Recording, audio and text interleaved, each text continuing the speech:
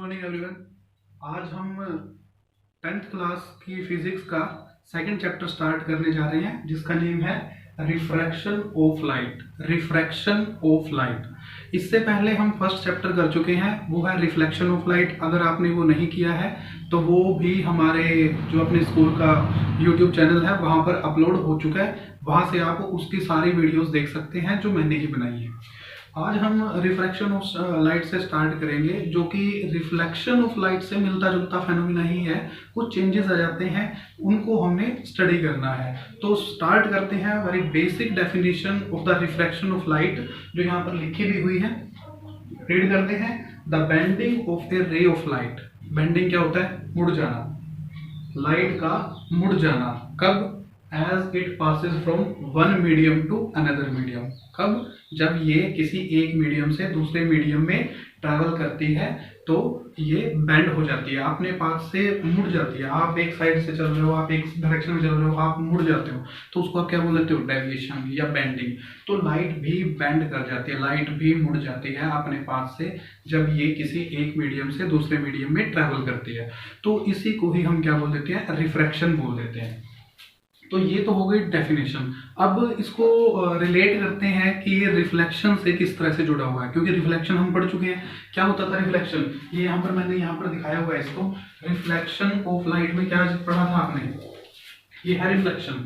Reflection में क्या होता था? कोई भी पॉलिश्ड सरफेस होता है, जैसे मिरर है, पॉलिश्ड सरफेस है, तो उसके ऊपर जब कोई रे इंसिडेंट होती है, जब कोई लाइट रे इंसिडेंट होती है तो क्या होता है? वो इंसिडेंट होने के बाद जिस मीडियम से आई है, मान लो यहाँ पर एयर है, ये ग्लास है, शीशा है, ग्लास है, पॉलिश करके मिरर जो बनाते हैं वो ग्लास के बने होते हैं। तो सपोज ये कौन सा मिरर है? ग्लास। और यहाँ पर क्या है? एयर। तो ये जो रे है वो कहाँ से आई है? एयर मीडियम से आई है। तो एयर से आई है, ग्लास से टकराते हुए ये कहाँ जाती है? वापिस एयर में ही चली जाती है। पढ़ा था हमने ये। तो यहाँ पर हमने क्या पढ़ा था? ये एंगल ऑफ इंसिडेंस, ये एंगल ऑफ रिफ्लेक्शन, ये पढ़े थे। और ये दोनों क्या होते हैं? इक्वल होते हैं। ये हमने रिफ्लेक्शन में हम पढ़ चुके हैं। लेकिन अब हमने जो करना है दैट इज रिफ्रैक्शन। तो रिफ्रैक्शन क्या होता है? ये रहा रिफ्रैक्शन। रिफ्रैक्शन में इसके उलट होगा। उसमें क्या होगा? यहाँ पर मान लो एयर है, ये ग्लास है, ठीक है, ऊपर एयर है, नीचे ग्लास है, एक इंसिडेंट रे आई पहले की तरह ही सेम। तो यहाँ पर क्या होगा? इस नॉर्मल, हम यहाँ पर जहां पर भी इंसिडेंट होगी वहां पर नॉर्मल डाल देते हैं। और इंसिडेंट होते हुए ये कहाँ? रिफ्लेक्शन में क्या होता था? लाइट जिस मीडियम से आई, टकराने के बाद उसी मीडियम में वापस चली जाती है। लेकिन रिफ्रैक्शन में क्या होगा? जिस मीडियम से आई है, रिफ्रैक्ट होने के बाद, यानी कि टकराने के बाद, इंसिडेंट होने के बाद ये उसी मीडियम में नहीं जाएगी, ये दूसरे मीडियम में, जिस मीडियम के साथ टकराई है उसी मीडियम में चली जाएगी जिस मीडियम से टकराई है। यानी कि यहाँ पर थी, ये राइट लाइट रे ऐसे आती है, इस मीडियम, इस पॉइंट पे टकराती है, और टकराने के बाद ये इस तरफ चली गई, इधर आ गई। तो इसको हम क्या बोलेंगे? Refraction of light. सेम उसी तरह से जैसे हम क्या बनाते थे वहां पे? Angle of incidence. क्यों? क्योंकि हमने क्या होता है, जैसे रिफ्रैक्शन को स्टडी करना, तो स्टडी करने के लिए हम क्या करते हैं? जिस भी पॉइंट पर इंसिडेंट रे इंसिडेंट होगी यानी कि मतलब गिरेगी, जिस पॉइंट पे गिरेगी, तो ये रे आई है, इस पॉइंट पे गिरती है, ठीक है। तो अगर ये इस पॉइंट पे गिरती है तो हम क्या करेंगे? इसी पॉइंट पर एक नॉर्मल ड्रॉ करते थे। ये किसमें भी करते थे? रिफ्लेक्शन में भी करते थे।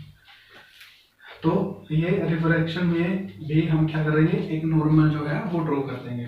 और इंसिडेंट रे का नॉर्मल के साथ जो एंगल बनेगा उसको क्या बोलेंगे? Angle of incidence. क्या बोलेंगे? Angle of incidence.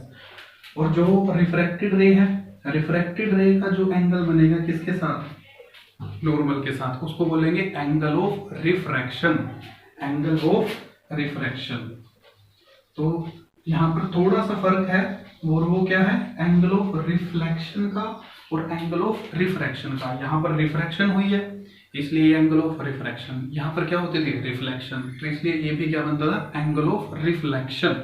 बस ये थोड़ा सा डिफरेंस है जो आपने यहाँ पर ध्यान रखना है। अभी जो आपका चैप्टर है इसमें आपको काफी सारी रिफ्रैक्शन पढ़ने को मिलेगी, और उनमें से बहुत सारे जो केसेस होंगे वो किसके होंगे? ग्लास स्लैब के। ग्लास स्लैब क्या होता है? जैसे कोई भी एक स्लैब बना दी है, स्लैब आप जैसे घरों में पत्थर की स्लैब देखते हो, स्टोन की बनी हुई है, उसका घर पे हम यूज करते हैं। तो ये ऐसे ही एक ग्लास की बनी हुई स्लैब को हमने स्टडी करना है कि उसके अंदर से जब लाइट ट्रेवल करेगी तो वो कैसे बेंड हो जाएगी। क्योंकि अभी हमने पढ़ा है कि रिफ्रैक्शन होने के लिए अब मीडियम, एक मीडियम से दूसरे मीडियम में लाइट चली जाती है, एक मीडियम से दूसरे मीडियम में चली जाती है। तो उसके लिए क्या होना जरूरी है, एक मीडियम से दूसरे मीडियम में लाइट एक मीडियम से दूसरे मीडियम में कब ट्रैवल करेगी, जब दूसरा मीडियम क्या होगा, ट्रांसपेरेंट होगा। आपने पढ़ा हुआ छोटी क्लासेस में कि लाइट जो है वो ट्रांसपेरेंट मीडियम के अंदर से ही पास हो सकती है, बाकी दूसरे मीडियम के अंदर से पास नहीं हो सकती है। तो इसलिए ट्रांसपेरेंट मीडियम जैसे ग्लास, वाटर भी कुछ कुछ ट्रांसपेरेंट होता है, अगर क्लियर वाटर है तो वो भी ट्रांसपेरेंट हो जाता है। तो इस तरह के जो मटेरियल्स हैं उन्हीं के अंदर से ही लाइट जो है वो ट्रैवल कर सकती है। तो जो रिफ्रैक्शन का फेनोमिना है उसमें सिर्फ हमने इन्हीं मीडियम्स को पढ़ना है। तो उन्हीं मीडियम्स को देखते हैं क्या क्या है। मान लो हमने ये ग्लास स्लैब बना दी, नेमिंग कर देता हूँ मैं इसे A B C और D। A B C D ये क्या बनेगी, एक ग्लास स्लैब बन गई। अब क्या होगा, ग्लास जो है वो कैसा मटेरियल है, अगर हम 9th की नॉलेज के हिसाब से देखें, glass is A solid material. इसके बाहर क्या है, एयर है। तो एयर कैसी है, गैस। तो इन दोनों में से देखें तो जो ऑप्टिकल डेंसिटी की अगर बात की जाए तो हम इन दोनों को एक और कैटेगरी में डिवाइड कर सकते हैं। जैसे रिफ्रैक्शन को पढ़ते हुए हमने करना भी है, और वो क्या है, एक होगा रेयर मीडियम, दूसरा होगा डेंसर मीडियम। एक होगा रेयर मीडियम और दूसरा होगा डेंसर मीडियम। तो इनमें क्या फर्क होने वाला है। अब रेयर मीडियम के ऊपर लिखा हुआ है कि रेयर मीडियम कौन सा है, इन दोनों की अगर बात करें तो इन दोनों में से एयर जो है वो रेयर मीडियम है और जो ग्लास है वो डेंसर मीडियम है। तो एयर रेयर क्यों है, सबसे पहले तो बात यही आती है। तो रेयर क्यों होगा ये, क्योंकि एयर के जो मोलिक्यूल्स हैं वो आपस में एक दूसरे से बहुत बहुत दूर हैं, और जो ग्लास है, ग्लास एक सॉलिड मटेरियल है, इसके जो मॉलिक्यूल्स हैं, इसके जो एटम्स हैं वो एक दूसरे के बिल्कुल नज़दीक हैं। तो इनकी जो ऑप्टिकल डेंसिटी है उसमें फ़र्क आ जाता है। तो ऑप्टिकल डेंसिटी जो एयर की है वो कम है, इसलिए इसको क्या बोलेंगे, रेयरर। और जो ग्लास है इसकी ऑप्टिकल डेंसिटी ज़्यादा है, तो ये ज़्यादा ऑप्टिकल इफेक्ट प्रोड्यूस करता है, तो इसलिए इसको बोलेंगे डेंसर मीडियम। तो ऐसा नहीं है कि कोई ऑब्जेक्ट सदा ही रेयर है या हमेशा ही डेंसर है। जब भी आप किन्हीं दो मटेरियल्स को, दो मीडियम्स को कंपेयर करोगे तभी आपने बोलना है कि इनमें से एक रेयर है, एक डेंसर है। जैसे हम क्लास में भी कैटेगराइज करते हैं कि ये स्टूडेंट बहुत ब्रिलियंट है और ये स्टूडेंट बहुत वीक है, तो हम क्या करते हैं, हम दोनों को कंपेयर करते हैं। कंपेयर करते हुए बोला जाता है कि ये सुपीरियर बच्चा है, ये थोड़ा सा वीकर बच्चा है। तो इसीलिए ही हम सेम ऐसे ही हम बोलेंगे कि एयर जो है वो रेयर मीडियम है और जो ग्लास है वो कैसा है, वो डेंसर मीडियम है। तो हम इसमें स्टडी करते हैं। सपोज ये कोई इंसिडेंट रे है, यहाँ से कोई इंसिडेंट रे आई एयर से, यानी कि कौन से मीडियम से, रेयर मीडियम से, और वो कहाँ पास होगी, क्योंकि ग्लास है तो ट्रांसपेरेंट मीडियम तो है ही ये। तो ट्रांसपेरेंट मीडियम में ये जाएगी, इंसिडेंट रे आई, इंसिडेंट हुई ग्लास के ऊपर। जिस पॉइंट पर इंसिडेंट हुई तो सबसे पहला काम हम क्या करते हैं, एक नॉर्मल ड्रॉ कर देते हैं। तो हमने इस पॉइंट पर ये नॉर्मल ड्रॉ कर दिया, सपोज इसका नाम मैंने रख दिया एम, ये नॉर्मल ड्रॉ कर दिया। तो अभी आपको पता है कि ये इंसिडेंट रे है, ये क्या है, नॉर्मल है। तो इन दोनों के बीच का जो एंगल बनेगा that is angle of incidence. अभी हमने किया भी है, एंगल ऑफ इंसिडेंस किया, ठीक है, कोई नई बात नहीं है। आगे चलते हैं। अब ये जो रे है इस पॉइंट पर इंसिडेंट होने के बाद ये कहाँ जाएगी, ये इस ग्लास के अंदर ट्रैवल करेगी। अब यहाँ से मेन पार्ट स्टार्ट होता है। अब अगर ये सीधा जाती, अगर मान लो कोई भी, आपने पढ़ा है कि जो लाइट है वो स्ट्रेट लाइन में ही ट्रैवल करती है, बिल्कुल स्ट्रेट चलती रहेगी जब तक वो किसी से टकराएगी नहीं। लेकिन यहाँ पर क्या हो रहा है, आपको दिखाया हुआ है इंसिडेंट रे इधर इस तरह से चल रही है, लेकिन जब ये रिफ्रैक्ट हो गई है, दूसरे मीडियम में गई है, तो अगर ये सीधे जाती तो इसमें ऐसे, इसको ऐसे जाना चाहिए था, सीधे इसको ऐसे सीधा जाना चाहिए था, सीधा, लेकिन ऐसे गई नहीं है। तो क्या इफेक्ट प्रोड्यूस हुआ है यहाँ पे, यही इसी को ही तो हम रिफ्रैक्शन बोल रहे हैं कि ये अपने पाथ से बेंड हो गई है, अपने पाथ से बेंड हो गई है। क्यों, क्योंकि इसने जाना चाहिए था इसका सीधा, लेकिन ये क्या हो गई, इधर हो गई। तो इसी को हम क्या बोलेंगे, रिफ्लेक्शन बोलते हैं, the bending of A ray of light. ठीक है, अब ये क्यों होगा इसको भी हम डिस्कस करेंगे कि ये हो क्यों रहा है, बेंड क्यों हो रही है। लेकिन पहले हम एक चीज देखते हैं, ग्लास स्लैब में जो रिफ्रैक्शन है वो कैसे हो रही है। तो ये नॉर्मल है, ये आपकी बन गई कौन सी, रिफ्रैक्टेड रे इन द ग्लास। तो यहां से यहां जब ये लाइट आई तो ये अपने पाथ से किसकी तरफ हो गई, ये नॉर्मल इधर है, जाना था इसको सीधा ऐसे, लेकिन जा कैसे रही है, ये इधर हो गई है ना, तो ये नॉर्मल की तरफ हो गई, हम इसको बोलेंगे कि नॉर्मल की तरफ मुड़ गई है। ठीक है, उसके बाद अब ये लाइट रे यहां पर आती है। ठीक है, ये लाइट रे इस तरह से अब दूसरे पॉइंट पर आती है। सपोज ये पॉइंट है E और ये पॉइंट है F। तो पहले रिफ्रैक्शन हुई कहाँ पे, E पे। कहाँ कैसे हुई कि लाइट रे आई कहाँ से, एयर से, और किस में गई, ग्लास में। Air is a rare medium, glass is a denser medium. लेकिन अब दूसरे पॉइंट F पर क्या होगा, यहाँ भी तो लाइट रे रिफ्रैक्ट ही होगी, मीडियम चेंज होगा ना, क्योंकि ग्लास में एंटर किया, ग्लास से बाहर भी तो निकलेगी, तभी तो हमें कुछ दिखाई देता है, क्योंकि रे ग्लास के अंदर से पास होके आती है, हमारी आंखों में आती है, तभी हमें उसके आर पार दिखाई दे जाता है। तो इससे बाहर भी निकलेगी ये रे ऑफ लाइट, तो बाहर निकलेगी क्या होगा, इस पॉइंट पर रिफ्रैक्शन हुई। तो रिफ्रैक्शन स्टडी करना है तो सबसे पहला काम क्या होगा, नॉर्मल ड्रॉ करेंगे। तो इस पॉइंट पर भी हम क्या नॉर्मल, एक नॉर्मल ड्रॉ कर देते हैं। इस नॉर्मल का नाम मैंने रख दिया एन डैश, नॉर्मल का नेम क्या हो गया, एन डैश। तो इस पॉइंट पर ये एंगल बन गया। अब इस रिफ्रैक्शन के लिए क्या बन गया, ये एंगल ऑफ इंसिडेंस बन गया। ठीक है, लेकिन मैंने इसका नाम क्या रख दिया, आर डैश। क्यों, आई तो रख नहीं सकते, आई तो हम पहले ही रख चुके हैं। ठीक है, एक ही केस में दो एक जैसे एंगल का नाम एक जैसा थोड़ी ना रखेंगे ना, तो इसलिए मैंने इसका नाम नेम क्या रख दिया, आर डैश रख दिया। सपोज आर डैश हो गया। ठीक है, उसके बाद क्या हुआ, ये नॉर्मल है, ये एंगल बन गया आर डैश आपका। ठीक है, अब ये लाइट रे एक मीडियम से दूसरे मीडियम में जाएगी, इसी को तो रिफ्रैक्शन बोला जा रहा है। एक मीडियम से दूसरे मीडियम में जा रही है और हो जाती है, बेंड हो जाती है। तो इस मीडियम से इस मीडियम में जाने पर ये क्या हो गया, यहां से यहां पास हुई और ये इससे ग्लास स्लैब से बाहर निकल गई। और ग्लास स्लैब से जब बाहर निकलेगी तो यानी कि कहां से कहां जाएगी, ये ग्लास स्लैब है यानी कि डेंसर मीडियम है, और ये क्या है, एयर है यानी कि रेयर मीडियम है, यानी कि अब ये कहां जा रही है, डेंसर से रेयर मीडियम में जा रही है। तो इसको हमने दिखाया है कि ये रे इस तरह से इंसिडेंट हुई, but after refraction, after travelling from a denser medium to rare medium, क्या हुआ, ये इसको जाना कैसे चाहिए था, ये ऐसे आई है, सीधा है, ये जाती तो कैसे जाती, इस तरह से जाती है सीधा तो। ठीक है, लेकिन गई कहाँ है, ये गई ये ऐसे है। तो इसका मतलब क्या हुआ कि ये नॉर्मल से दूर हो रही है, सीधा होती नॉर्मल ये है। ठीक है, ये नॉर्मल हो गया। तो ये जो इंसिडेंट रे है हमारी, वो सीधा अगर जाती तो वो इस तरह से जाती, यहाँ से ऐसे चले जाती। लेकिन क्या हुआ है कि ये इस तरफ नॉर्मल है, ये यहाँ है, तो ये नॉर्मल से दूर हो गई है। ठीक है, समझ में आई बात। तो जो ये नॉर्मल से दूर हुई रे, यानी कि जो इस केस में जो रिफ्रैक्टेड रे बनी, यानी कि ये, इसको हम क्या बोल देते हैं, ग्लास स्लैब के केस में सिर्फ क्या बोल देते हैं, एमर्जेंट रे। एमर्जेंट रे क्यों बोलते हैं, एमर्ज का मतलब क्या होता है, बाहर निकलना। तो जो ग्लास स्लैब से रे बाहर निकल के आई है उसको हम क्या बोल देंगे, एमर्जेंट रे। ठीक है, तो ये हो गई एमर्जेंट रे, और इसी को हमने क्या बोल दिया, एंगल ई। एंगल ई मतलब एंगल ऑफ एमर्जेंस, लिख देते हैं ई, एंगल ऑफ एमर्जेंस, इसको हम एंगल ऑफ एमर्जेंस बोलते हैं।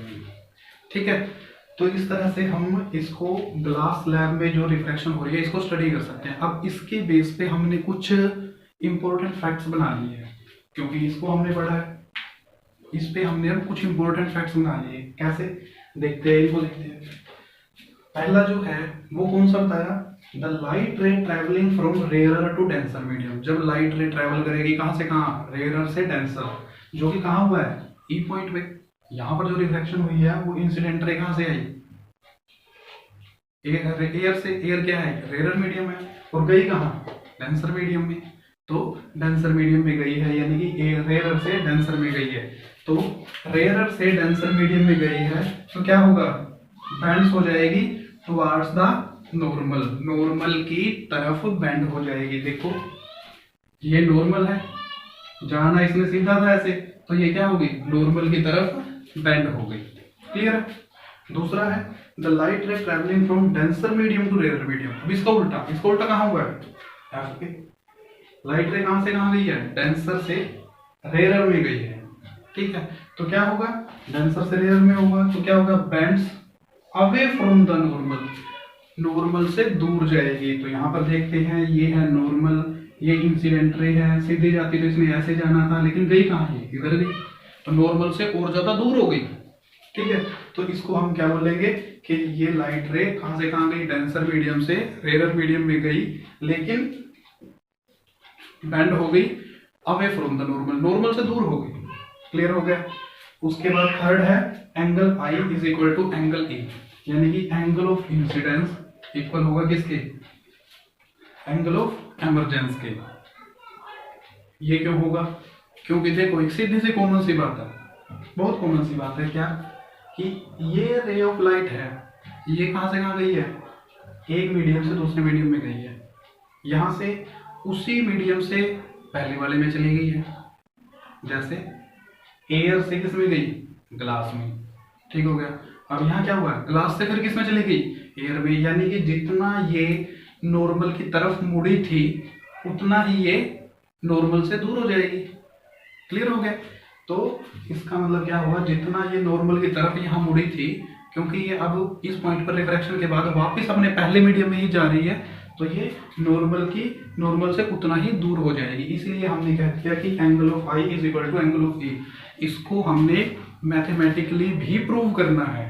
अभी आप ये मत सोचो कि यहाँ पर रटने वाली चीज है कोई, अभी ये सिर्फ आपको बताया जा रहा है, इसको हम पूरा प्रूव भी करेंगे।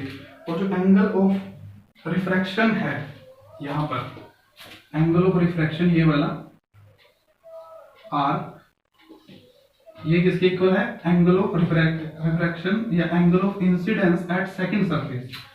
यहाँ पर जो एंगल ऑफ इंसिडेंस है आर डैश, और जो एंगल ऑफ रिफ्रैक्शन है फर्स्ट रिफ्रैक्शन केस में, ये दोनों भी इक्वल रहेंगे। इनको भी हम प्रूव करेंगे। आने वाले केसेस में हमने बहुत सारे केसेस पढ़ने हैं जिसमें ग्लास स्लैब की रिफ्रैक्शन को दिखाया जाएगा। तो इन सभी में हम क्या करेंगे? वहां पर यही सारी चीजें आएंगी, तो इसको आपने अच्छे से समझ लेना है। और इसको समझने के बाद फिर हम जो है इससे जो अगले जुड़े हुए टॉपिक्स हैं वो भी करेंगे। अब इसमें एक छोटा सा एक और आ जाता है कि ये जो रिफ्रैक्शन हो रही है, रिफ्रैक्शन हुई, ये क्यों हुई? तो इसको भी लिख लेते हैं। क्या बोल देंगे? Cause of refraction.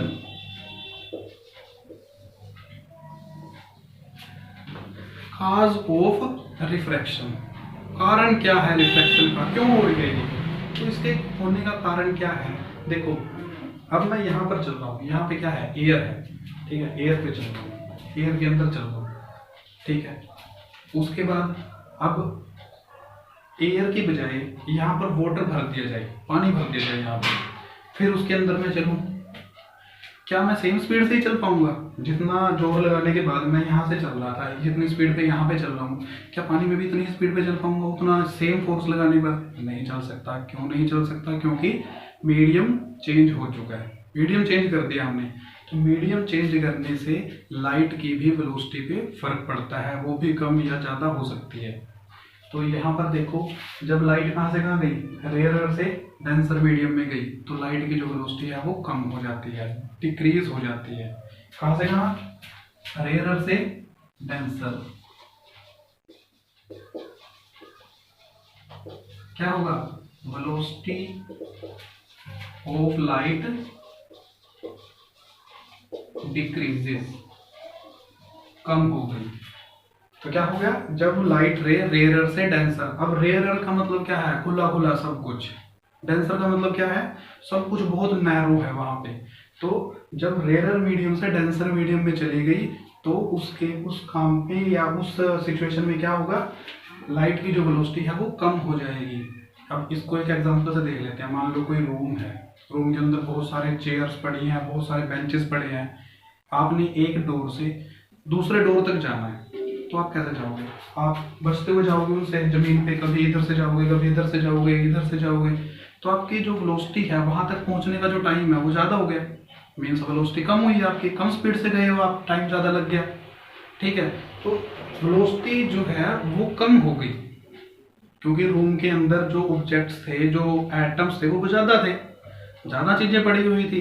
अगर रूम खाली है तो आप बहुत तेज़ी से जा सकते हो। तो इसका मतलब क्या है, जब मीडियम जो है वो खाली खाली है, रेयरर है, तो ऑब्जेक्ट्स नहीं है बीच में, तो लाइट सीधा ट्रैवल कर सकती है, बहुत आराम से स्पीड से जा सकती है। लेकिन अगर लाइट को ज़्यादा ऑब्जेक्ट से टकराते हुए जाना पड़ रहा है तो उसकी स्पीड क्या रहेगी, कम रहेगी। तो उस केस में हम क्या करेंगे, जब लाइट कहाँ से कहाँ जा रही है, डेंसर से रेयरर मीडियम में जा रही है, कहाँ से कहाँ, डेंसर से रेयरर मीडियम में जा रही है, तो उस टाइम पर वेलोसिटी क्या हो जाएगी, इंक्रीज हो जाएगी। यानी कि डेंसर का मतलब जो रूम भरा हुआ है उसकी बजाय आप कहाँ जा रहे हो, खुले रूम में, तो वहां पर आप इजीली जा सकते हो, इजीली ट्रेवल कर सकते हो। तो उस केस में आपको क्या करना पड़ेगा, वो उस केस में आप क्या बोलोगे कि आपकी जो वेलोसिटी है वो इंक्रीज हो गई, सेम लाइट के साथ है, तो इसीलिए लाइट जो है वो बेंड हो जाती है। तो आज हमने पढ़ लिया है कि जब लाइट एक मीडियम से दूसरे मीडियम में ट्रेवल करती है तो उसकी वेलोसिटी में चेंज आ जाता है, और उस चेंज के कारण ही वो अपने पाथ से क्या हो जाती है, अपने पाथ से बेंड हो जाती है। क्योंकि अगर इसने सीधा जाना होता, लाइट रे ऐसे ही गई है ये, अगर ये मीडियम बीच में ना होता, ये नहीं होता, तो सीधा ये कहाँ जाती है, सीधा ये इस तरह से जाती, स्ट्रेट ट्रेवल करती है लाइट तो। लेकिन गई कहाँ ये, इस तरफ। क्यों गई, क्योंकि दूसरा मीडियम आ गया, और दूसरा मीडियम आ गया मीन्स कि उसकी वेलोसिटी जो है वो चेंज हो गई, इसी वजह से ये डिक्रीज हो गई, इसकी वेलोसिटी डिक्रीज हो गई। तो अभी आपने ये सारा कुछ पढ़ लेना है, इसमें कोई भी प्रॉब्लम है तो आप वो डिस्कस कर सकते हैं मेरे साथ। Thank you.